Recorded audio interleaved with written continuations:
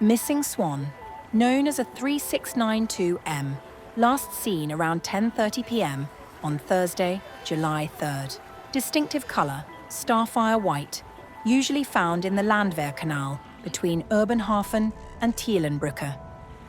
This swan knows many secrets and may have access to valuable documents.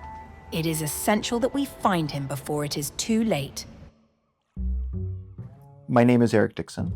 I'm a New York-based artist and political science professor at NYU. My art practice is centered on sound and storytelling installations, embracing literary, technical, and site-specific challenges. My artwork tends to reflect insights from social science and the research that I'm doing as a political scientist. I have a long-standing relationship with Berlin.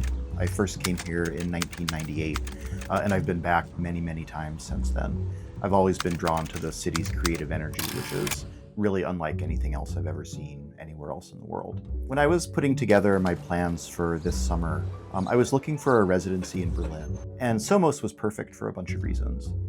The international community of artists, the incredibly high level of care and support that SomoS gives to its visitors. In the past, when I've stayed in Berlin, it's almost always been in the area around SomoS. And also SomoS happened to be right near the Landwehrkanal, where I had this idea of doing a project based on a conspiracy theory about the swans that are often found swimming around there. So I know the neighborhood well, and I've spent a lot of time walking along the Landwehrkanal. The swans, they kind of swim around really strangely sometimes. They congregate in large numbers suddenly, and there was always something about them that seemed a little bit strange. And so when I was thinking about this idea of exploring conspiracy theory psychology in a neighborhood-based kind of multimodal installation, the neighborhood here and the canal really jumped out at my mind as the ideal place to do this sort of work. And SomoS has been amazing in providing support for me to carry that out. So the project began with a simple missing swan poster that I put along a stretch of the Landwehrkanal. Members of the public were invited to give information about this missing swan or to express interest in him.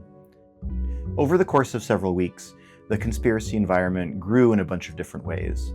More and more publicly posted materials, performances where I was pretending to be a conspiracy theorist in conversation with the swans, and other sorts of ways in which I could embed the conspiracy theory in the community for a little while. And that's part of the appeal for me of this kind of project, in interacting with the public and kind of co-creating something in a way that changes the neighborhood a little bit for this little space of time that I'm here at SomoS and in Berlin.